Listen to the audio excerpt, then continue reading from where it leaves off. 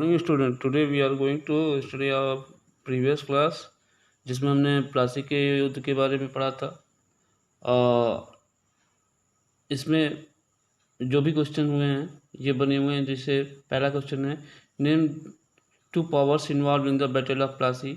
एक नवाब ऑफ बंगाल और दूसरा हो गया बेटा क्या हो गया, पहले का आंसर क्या हो गया, एक हो गया नवाब ऑफ बंगाल यानी सिराजुद्दौला और दूसरे थे क्लाइव यानी British east India company. Clear हुआ। दूसरा है, how was the royal Farman issued by the Mughal emperor impose by the misuse by the, मतलब कि रॉयल फरमान फारूक सैयद ने जारी किया था कंपनी के लिए, तो जबकि उसके जो कंपनी ऑफिसर थे उसका अपने व्यापार के लिए मिसयूज करने लगे थे। Name the commander in chief of the Nawab of Bengal with whom Lord Clive entered into the conspiracy. Mir Jafar नाम था। क्या नाम था बेटा? Mir Jafar. Who is defeated in battle of Plassey, आप सभी लोग जानते हैं, Sirajuddaula. Who was made the puppet ruler of Bengal after the battle of Plassey, Mir Jafar. Question clear हुआ बेटा।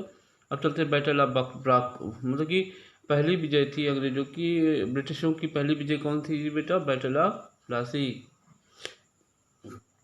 अंग्रेजों की पहली भारत विजय थी। अब आगे हम क्वेश्चन देखते हैं। Battle of Buxar 1764, the company was only interested in expanding the trade and not to take over the administration of territories, but this was the getting difficult as the puppet nawab was not helpful as anticipated. Mir Jafar was ultimately replaced by the Mir Qasim, his son-in-law Mir Jafar. Mir Qasim also did not come up to expectation of the company, as they gave up parallel trading rights to the Indian merchant and started strength his army. मतलब कि company की अभिलाषाओं को मीर जाफर पूरा नहीं कर पाया, जिसके कारण उसके दामाद का क्या नाम था बेटा?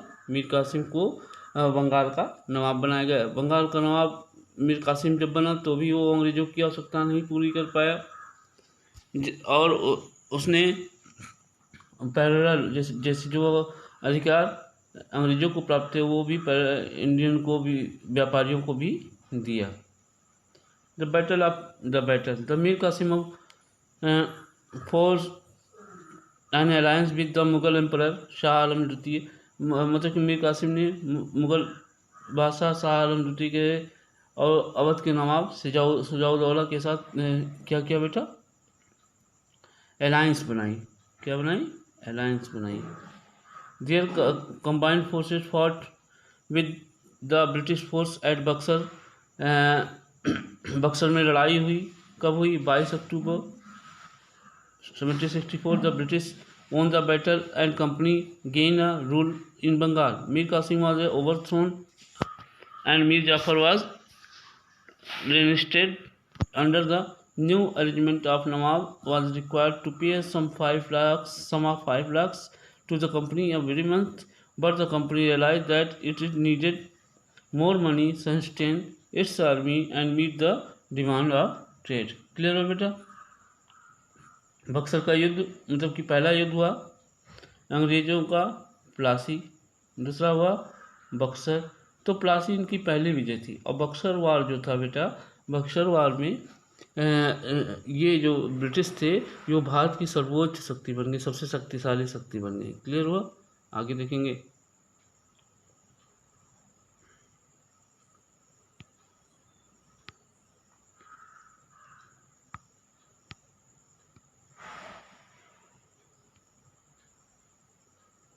The consequence, the British ultimately realized that they would have take administrative power from the Indian puppet Nawab so as he meet their requirement.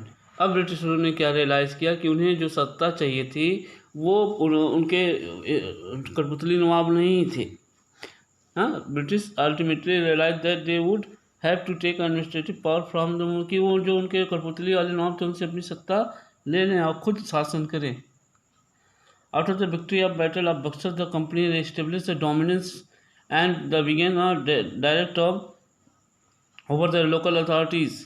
मतलब कि 1764 के युद्ध के बाद, बक्सर के युद्ध के बाद वो क्या कहे, कि हम डायरेक्ट अथॉरिटी ले लेते हैं। मीर जाफर कब मर गया? 1765 में, and his successor had the power of military and criminal jurisdiction to the company. और 1765 में मीर जाफर की मृत्यु के बाद वहाँ की न्यायिक और सैनिक शक्तियाँ किसके पास चली गई? कंपनी के पास। Awadh was restored to Shujauddaula. In return of Shujauddaula gave the to the district Kora and Allahabad now Prayagraj to the company. इस युद्ध के बाद प्रयागराज और होरा डिस्ट्रिक्ट प्रयागराज को देवी शाह आलम द्वितीय वो was granted the company diwani to the Bengal, Bihar and Orissa. इस युद्ध के बाद शाह आलम द्वितीय ने बंगाल की किसके बेटा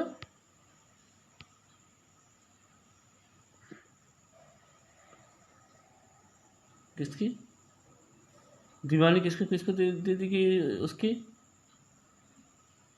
हाँ दीवानी शाह आलम द्वितीय ने कंपनी को किसको दी?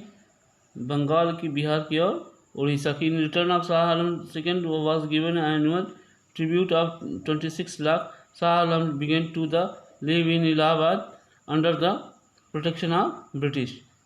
मतलब यहीं से बेटा after the battle of Buxar, बहुत मोस्ट इम्पॉर्टेंट क्वेश्चन है। After the battle of Buxar के बाद इलाहाबाद की संधि हुई। किसकी संधि हुई? इलाहाबाद की संधि हुई। किसके बीच? क्लाइव और इनके अंग्रेजों और शाह आलम द्वितीय के बीच। और शाह आलम द्वितीय भी एक पूछता after which war Allahabad territory has been sign, तो आप बताएंगे after the battle of Buxar. After which clear हो बेटा? The diwani solve the major problem which began the face by the company to the 18th century. Company was expanded trade and purchasing large number of goods. It did not have much sell in India. This caused them to pay gold and silver in the purchase.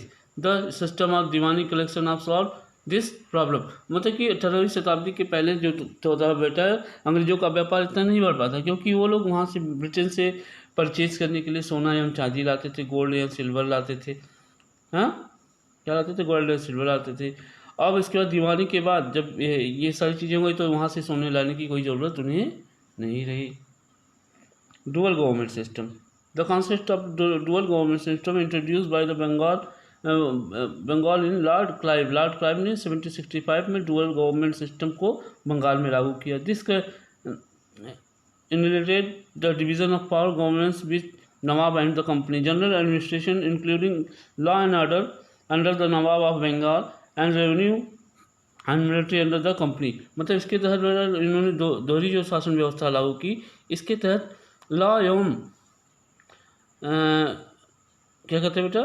Law and order administration, प्रशासन एवं कानून व्यवस्था किसके अंतर्गत रखेगी? नवाबों के। और राजस्व और सैनिक व्यवस्था किसके अंतर्गत रखी गई? कंपनी के। The system was abolished in 1772 by the Lord Hastings as there frequent conflict between the officials of the company and the Nawabs. The Battle of Buxar and its aftermath brought in India expressions and the company look over the territories for all aspects of government. It appointed different strategy to annex the territories. They initiated the process by policy of subsidiary alliance.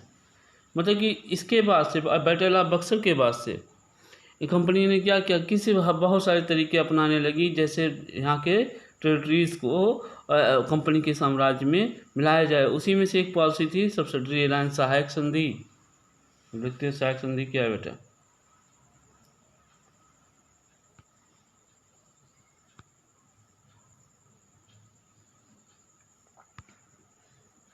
अब देखेंगे during the extension of period of British control following the Mughal ruler into continuous due the rule. ठीक है बेटा, ये सारे मुगल शासक थे। Why the Mir Jafar repress by the Mir Qasim in Bengal. Mir Jafar को क्यों मीर कासिम ने हटाया? क्योंकि मीर जाफर जो था बेटा वो कंपनी की आवश्यकताओं को पूरा नहीं कर पा रहा था। Mir Jafar did not paid regular or requirement of companies who formed the alliance for the British in Buxar. Mir Qasim, who did the how did the demanding of Bengal and Bihar and Orissa given the advantage, तो ये आपने अभी पढ़ा था, क्योंकि उन्हें वहाँ से गोल्ड लाना पड़ता था, अब लाना नहीं पड़ता। Explain the concept of dual government introduced by Lord Dalhousie ने, लॉर्ड क्लाइव ने जो लागू किया था उसको आपको बताना है। उसमें सब्सिडरी अलायंस था बेटा, लॉर्ड वेलिजली ने लागू किया था, और सबसे पहले सब्सिडरी अलायंस बेटा स्वीकार किया था हैदराबाद के नवाब ने, हैदराबाद के नवाब ने, ठीक है ना। आगे देखेंगे लॉर्ड वेलिजली वाज, तो लॉर्ड वेलिजली कब से कब तक भारत में था, 1798 से 1805 तक। The followed the policy of expression of British in India, he entered into the alliance bond with the various Indian rulers, who was able to assert of British supremacy in India over Indian state without winning wars. The treaty negotiated on the following conditions. बिना वार के ये सारी चीज़ें बरती गई और बहुत सारी। The Indian state accepting the alliance had recognise the company power as paramount, उन्हें सर्वशक्तिमान मान लिया गया, जो भी राज्य इसको सिग्नेचर को स्वीकार करते थे। इसके बाद इन Indian state had maintain a British army within the territories, had paid to the maintenance, gave a part of their territory maintenance, मतलब कि जो सैनिक रखते थे उसे अपने खर्चे पे रखनी होती थी और अपनी आमदनी का कुछ हिस्सा उसे देना होता था। A British residence would sustain in the court of Indian state, और एक रेजिडेंट उन्हें रखना होता था अपने दरबार में। The Indian state could not inter in any agreement without any Indian state और फॉरेन पावर, मतलब बिना उनकी सहमति के जो रेजिडेंट होते थे उनके ब्रिटिश में, ब्रिटिश ईस्ट इंडिया कंपनी के यहाँ के राजाओं के दरबार में बिना उनकी परमिशन के वो किसी भी भारतीय या विदेशी शक्ति के साथ संधि या समझौता नहीं कर सकते थे। As a part of alliance company would protect, इन सारे एवज के बदले वो जो कंपनी होती थी बाहरी आक्रमण से उस राज्य की रक्षा करती थी। अब आगे देखेंगे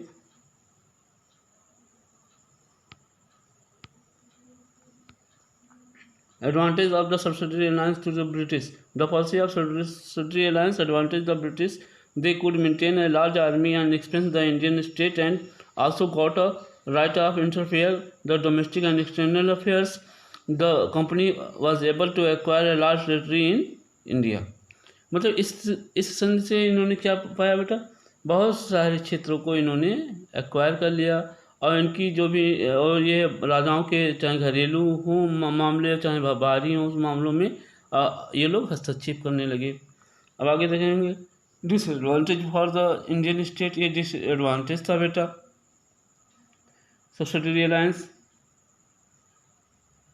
it was the disadvantage for the Indian state as they lost their independence. इससे क्या हुआ बेटा, ये जो राज्य इससे अपनी स्वीकार करते थे सब्सिडरी अलायंस, और क्या इंडिपेंडेंस अपनी खो देते थे, यानी स्वतंत्रता खो देते थे। The British residents could interfere their day to day work and they did not have to write और मेंटेन एनी डिप्लोमेटिक रिलेशन, मतलब वो जो रेजिडेंट होते थे वो डे टू डे वर्क में हस्तक्षेप करते थे, वो कोई राजनीतिक रिलेशन किसी से मेंटेन, डिप्लोमेटिक जो रिलेशन होते थे किसी से मेंटेन नहीं करने देते थे।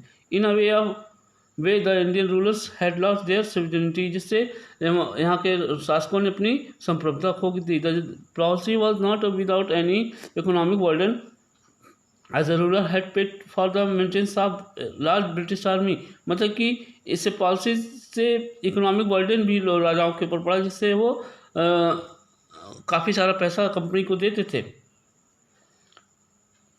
People had paid to heavy taxes and financial burden was pass the common man and by the ruler. इससे क्या हुआ बेटा, आम लोगों पे काफ़ी भार पड़ने लगा। अब जो मैंने आपको बताया था वो देखिए क्वेश्चन वही आया। The Nizam of Hyderabad was the first ruler who accepted the alliance and slowly gradually it was extended other area, मतलब कि इसको स्वीकार करने वाला सबसे पहले कौन था बेटा, निजाम ऑफ हैदराबाद। क्लियर हुआ बेटा। अब इसके बाद हम अगली जो भी चीज़ें इसमें हैं हम अगली क्लास में लेंगे। थैंक यू बेटा।